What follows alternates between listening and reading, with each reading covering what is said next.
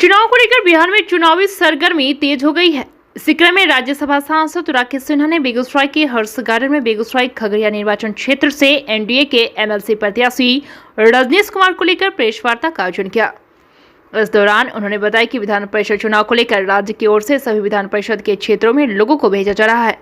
Bharatiya Janata party Begusarai Khagaria हमारे चुनाव में अपना बड़ा महत्व रखती है। यह जागरूक क्षेत्र है और रजनीश कुमार हमारे राष्ट्रीय सचिव रहे हैं, इसलिए पार्टी के लिए क्षेत्र का और उम्मीदवार का दोनों को अहमियत है। इस अहमियत को देकर पार्टी इस क्षेत्र के लिए अपनी योजना बना रही है। उन्होंने कहा कि जीत सुनिश्चित होते हुए चुनाव को हम चुनाव की तरह लड़ते हैं। एनडीए के सभी घटक दल पूरी तरह ईमानदारी से भावनात्मक रूप से जुड़कर परिवार की तरह कार्य कर रही है। इसी तरह हमारे उम्मीदवार लंबे समय से जनता के संपर्क में हैं, उनका लगातार संवाद चलता है, जिसमें स्वाभाविक लाभ हमारी पार्टी को मिल रहा है। उन्होंने कहा कि जो भी अचानक टपक जाते हैं और किसी के भाई किसी के पुत्र के रूप में, और हमारा उम्मीदवार एक राष्ट्रीय व्यक्तित्व है और राष्ट्रीय व्यक्तित्व होते हुए भी इस चुनावी क्षेत्र में निरंतर संपर्क में रहते हैं।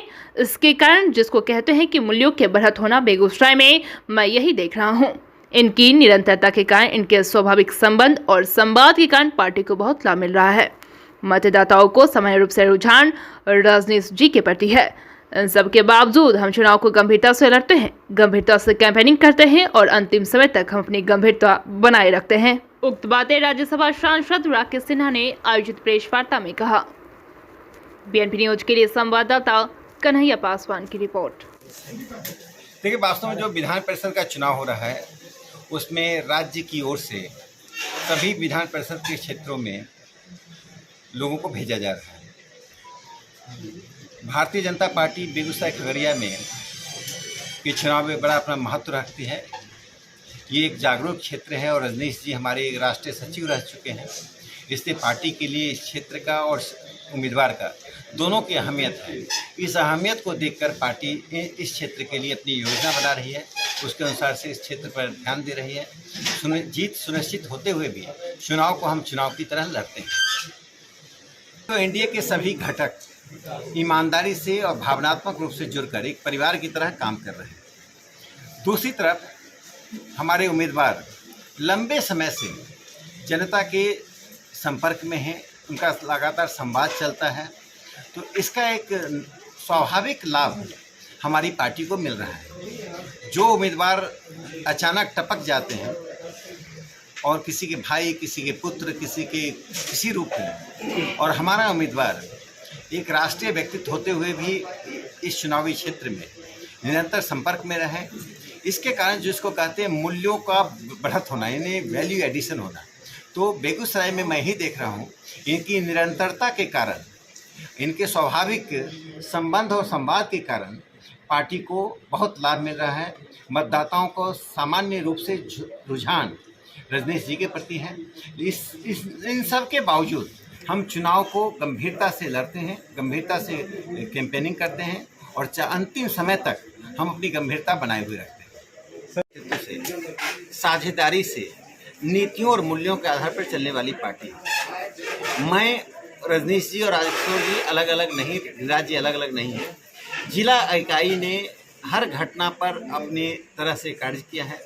जिला के अध्यक्ष जो निर्णय लेते हैं वो पार्टी का निर्णय होता है और पार्टी जिला में जिला अध्यक्ष के नेतृत्व में, उनके निर्देशन में, उनकी प्रेरणा से चलती है।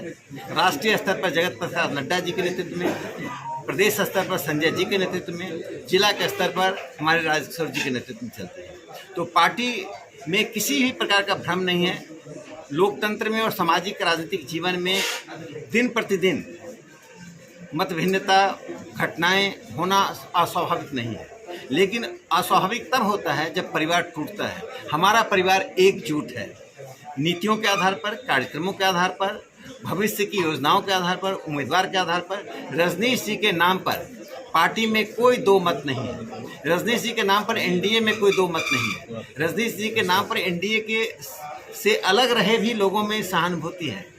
तो मुझे लगता है कि इन बातों का इस राजनीति पर कोई सीधा या अप्रत्यक्ष दोनों ही प्रभाव नहीं है। सर एक आखिरी सवाल, जिस तरह से 12 साल में आप राज्य स्तर पर कर रहे हैं या जिले में कर रहे हैं? एमएलसी चुनाव को लेकर ये तो हम बोलेंगे ना, क्या पूछ रहे हैं ये सवाल? मैं बता रहा हूँ, देखिए 12 साल में सवाल पूछना चाहिए। राज्य की प्रगति, राज्य का जो जीडीपी है वो दिखा रहा है कि हमारी प्रगति कैसी है।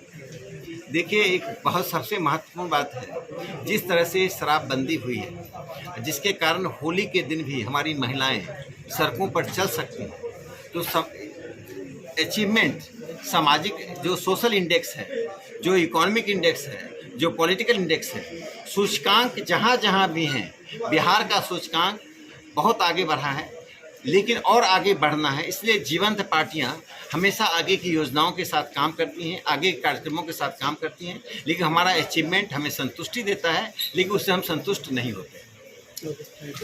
एकजुट होकर चुनाव लड़ रहे हैं। किसी व्यक्ति के पर आशंका जाहिर करना ये गठबंधन धर्म का काम नहीं होता है। जो हमारी बैठकों में होता है, जो हमारे संवाद में होता है, उसे हम महत्व देते हैं।